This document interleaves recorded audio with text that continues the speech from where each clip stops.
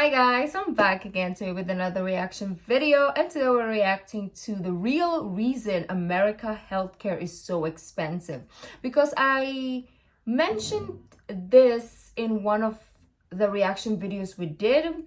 I was saying that, yeah, why is it so expensive? And there's a lot of like different reasons in the comments. So I was like, okay, let me just check out a video to see an explanation to why American healthcare is expensive. But before we do start, don't forget to subscribe if you haven't already. Click that bell button to get notified whenever I do upload a video. Anyways, guys, let's check this out.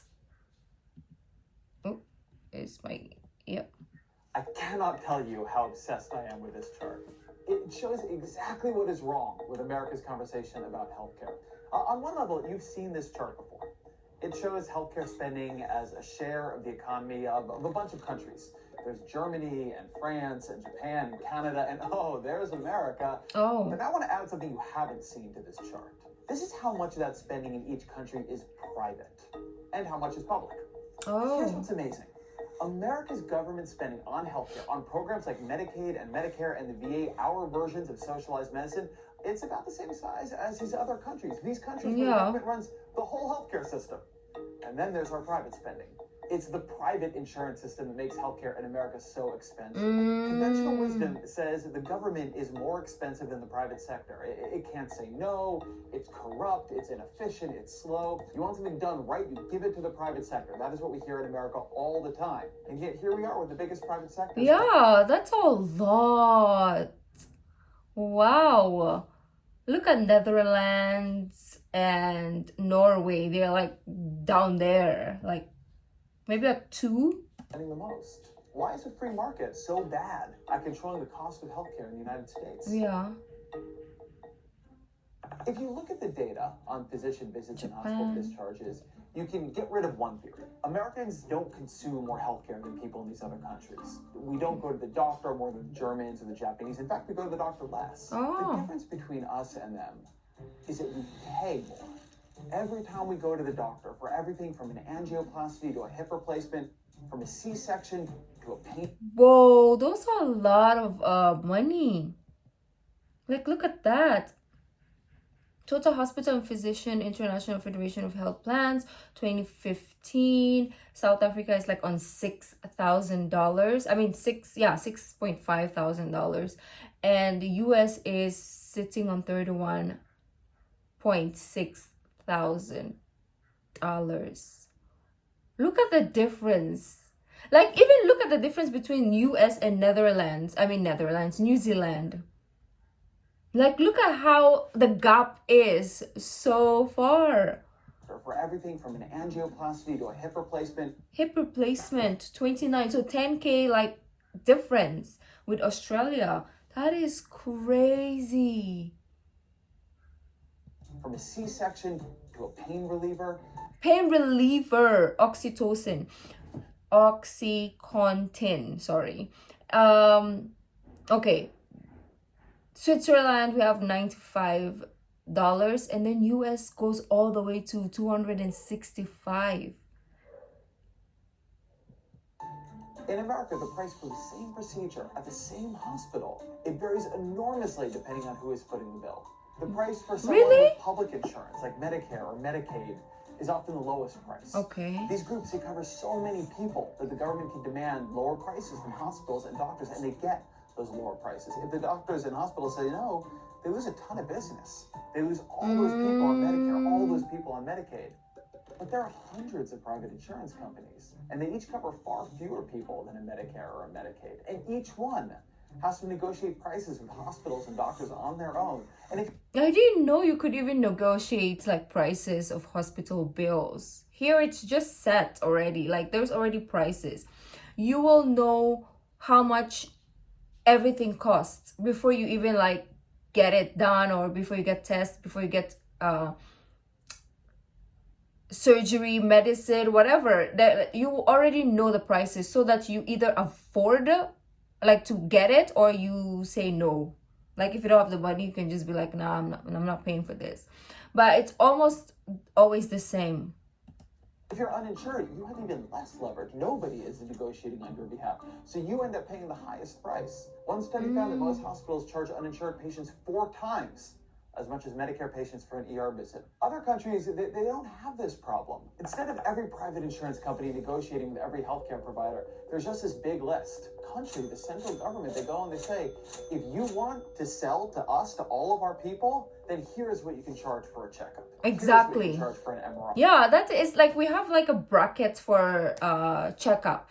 So it's from, I don't know nowadays, it's been a while since I went, but what I could remember is like 250 pesos to probably like 700 pesos, depending what kind of checkup we're doing. I mean, not checkup slash consultation, basically.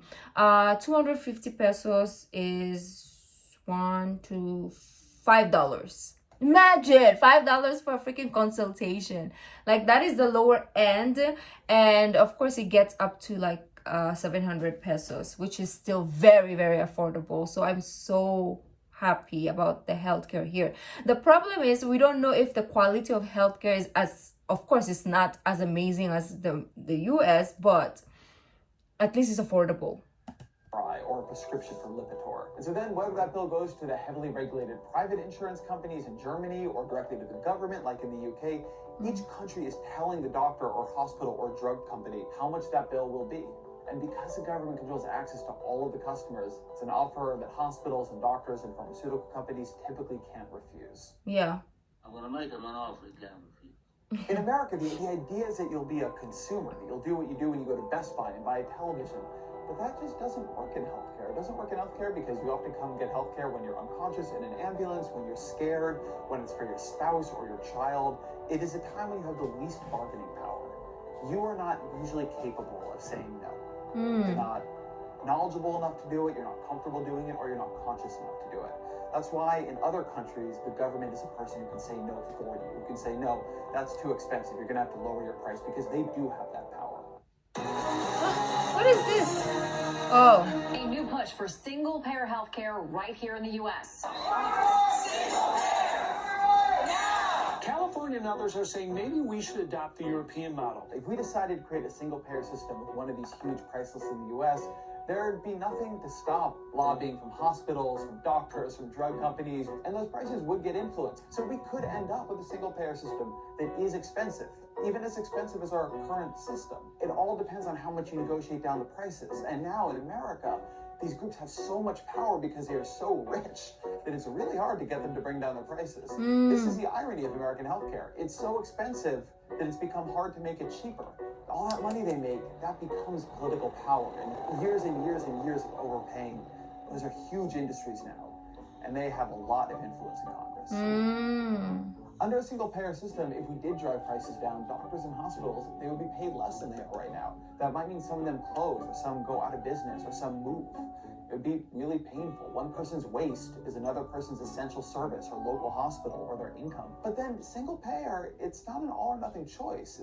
For instance, there's a really interesting section of Bernie Sanders' Medicare for All bill where he lays out this interim plan. It's the plan he wants while he's setting up his new single-payer system.